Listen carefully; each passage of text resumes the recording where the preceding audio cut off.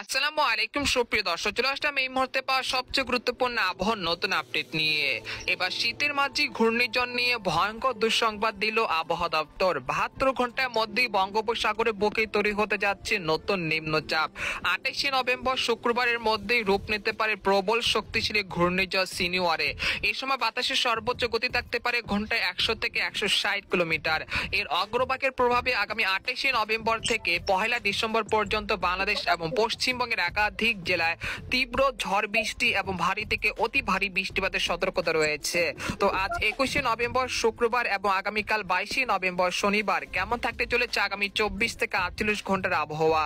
বাংলাদেশ থেকে শুরু করে ভারতের পশ্চিমবঙ্গ, আসাম, মেঘালয়, মধ্য থেকে ত্রিপুরা রাজ্যে আগামী 24 থেকে 48 ঘন্টার মধ্যে কোন কোন জেলাগুলোতে মেঘলা আকাশ এবং বৃষ্টিপাতের সম্ভাবনা রয়েছে এবং কোন কোন জেলাগুলোতে ঘন কুয়াশা দেখা মিলতে পারে এবং 10 দিনের আবহাওয়ার পূর্বাভাস কি বলছে, কোন কোন জেলাগুলোতে ঘূর্ণিঝড়ের প্রভাবে আবারও ঝড় বৃষ্টিপাতের সম্ভাবনা রয়েছে। তো এই বিষয়ে আরো বিস্তারিত জানতে হলে ভিডিওটি সম্পূর্ণ দেখতে থাকুন। আর আপনি কোন জেলা থেকে খবরটি দেখছেন, আপনার জেলার নামটি আমাদের কমেন্ট বক্সে জানিয়ে দিবেন।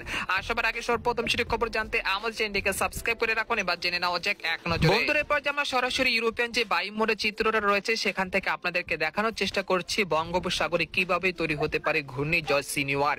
শীতের মাঝে ভয়ঙ্কর দুঃসংবাদ দিল আবহাওয়া দপ্তর। এই মুহূর্তে বঙ্গোপসাগর কিন্তু স্বাভাবিক রয়েছে। পরবর্তী 72 ঘন্টার মধ্যে বঙ্গোপসাগর একটি লঘুচাপ সৃষ্টি হতে পারে, যেটা আন্দামান দ্বীপপুঞ্জের কাছে তৈরি হওয়ার আশঙ্কা রয়েছে। আগামী 23 বা 24শে নভেম্বর এটি তৈরি হওয়ার আশঙ্কা রয়েছে। তারপর এটা ধীরে ধীরে 25শে নভেম্বর শক্তি সঞ্চয় করতে পারে। এই সময় বাতাসের সর্বোচ্চ গতি থাকতে পারে ঘন্টায় 75 থেকে 60 কিলোমিটার। এটা আগামী 26শে নভেম্বর বুধবার এটা পূর্ব পশ্চিম বঙ্গোপসাগরে চলে আসতে পারে। তারপর এটা ধীরে ধীরে শক্তি সঞ্চয় করতে পারে। তারপর 27শে নভেম্বর বৃহস্পতিবার এটি পূর্ণাঙ্গ ঘূর্ণিঝড় রূপ নিতে পারে। এই সময় বাতাসের সর্বোচ্চ গতি থাকতে পারে ঘন্টায় 100 কিলোমিটার। অর্থাৎ এই অঞ্চলে যে সমুদ্র রয়েছে সেখানে কিন্তু বেশ উত্তাল হয়ে যেতে পারে। একই সঙ্গে দেখা যাচ্ছে শ্রীলঙ্কা, তারপর বিশাখাপট্টনম এই অঞ্চলগুলোতে, উপকূলীয় অঞ্চলগুলোতে সর্বোচ্চ সতর্ক সংকেত জারি করতে পারে আইএমডি তরফ থেকে। একই সঙ্গে বাংলাদেশের যে সমুদ্র অঞ্চল রয়েছে সেখানে কিন্তু 1 নম্বর দূরবর্তী সতর্ক সংকেত দেখাতে পারে বাংলাদেশের আবহাওয়া দপ্তর তরফ থেকে। তারপর 27শে নভেম্বর বিকেল বা সন্ধ্যার মধ্যে এটি পূর্ণাঙ্গ শক্তিশালী ঘূর্ণিঝড়ে রূপান্তরিত হতে পারে। তারপর 27শে নভেম্বর বৃহস্পতিবার রাতের দিকে এটি ঘন্টায় 100 থেকে 125 কিলোমিটার গতি সঞ্চয় করতে পারে। তারপর 28শে নভেম্বর শুক্রবার এটি পূর্ণাঙ্গ বা প্রবল শক্তিশালী ঘূর্ণিঝড় রূপ নিতে পারে। এই সময় বাতাসের সর্বোচ্চ গতি উঠে যাচ্ছে ঘন্টায় 140 কিলোমিটার। তারপর 28শে নভেম্বর শুক্রবার এটি বিকেল বা সন্ধ্যার মধ্যে এটি পূর্ণাঙ্গ বা প্রবল শক্তি সঞ্চয় করে একটি ক্যাটাগরি 2 ক্ষমতা ঘূর্ণিঝড়ে রূপান্তরিত হওয়ার আশঙ্কা রয়েছে।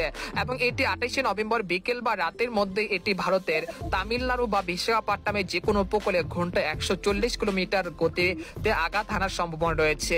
এর অগ্রভাগের প্রভাবে আগামী 29শে নভেম্বর শনিবার থেকে একেবারে ডিসেম্বর মাসের প্রথম সপ্তাহ পর্যন্ত বাংলাদেশ এবং পশ্চিমবঙ্গের বেশ কটি অঞ্চলের আকাশ মেঘলা এবং কোথাও কোথাও হালকা থেকে মাঝারি ধরনের বৃষ্টি বা ভারী বৃষ্টিপাতের সতর্কতা রয়েছে। তো এরপর যে আপনাদেরকে জানিয়ে দেবো যে আজকের আবহাওয়া কিরকম থাকবে, সেই জন্য আমরা ইউরোপিয়ান যে মেঘের পাতা রয়েছে সেখানে আমরা সরাসরি চলে আসলাম। তো এখান থেকে দেখতে পাচ্ছেন যে 21শে নভেম্বর শুক্রবার সকালে থেকে দেখা যাচ্ছে রংপুর, রাজশাহী, ময়মনসিংহ, সিলেট বিভাগের 2-1 স্থানে শেষ রাত থেকে সকালের মধ্যে হালকা থেকে মাঝারি ধরনের ঘন কুয়াশা দেখা মিলতে পারে। সেই ক্ষেত্রে রংপুর, কুড়িগ্রাম, গাইবান্ধা, মহাদেবপুর, বগুড়া, সিংড়া, সিরাজগঞ্জ, পাবনা, তারপর সরিষাবাড়ি, এখানে হচ্ছে কাপাসিয়া, তারপর রয়েছে সুনামগঞ্জ, নেত্রকোনা, সিলেট এই অঞ্চলে বেশ কটি অঞ্চলে শেষ রাত থেকে সকালের মধ্যে হালকা থেকে মাঝারি ধরনের ঘন কুয়াশা দেখা মিলতে পারে। তবে তা সকাল 10টার মধ্যে কেটে যেতে পারে। একই সঙ্গে পশ্চিমবঙ্গের আকাশ কিন্তু অনেকটা পরিষ্কার থাকতে পারে এবং গত কয়েকদিনে যে শীতের তীব্রতা ছিল সেটা কিন্তু অনেকটা কমে যেতে পারে।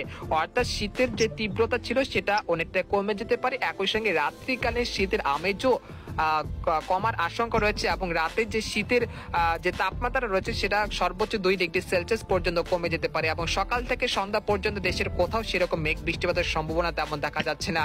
তারপর 22শে নভেম্বর শনিবার সকালে থেকে দেখা যাচ্ছে খুলনা, তারপর সাতক্ষীরা, শ্যামনগর, এখানে রয়েছে রংপুর, কুড়িগ্রাম, গাইবান্ধা এই অঞ্চলে কোথাও কোথাও হালকা থেকে মাঝারি ধরনের ঘন কুয়াশা দেখা মিলতে পারে। তারপর এটা বেলা বাড়ার সাথে সাথে কেটে যেতে পারে। তারপর সকাল থেকে সন্ধ্যা পর্যন্ত দেশের 8 বিভাগের 64 জেলাতে কোথাও সেরকম মেঘলা আকাশ এবং বৃষ্টিপাতের সম্ভাবনা তেমন দেখা যাচ্ছে না। তারপর 23শে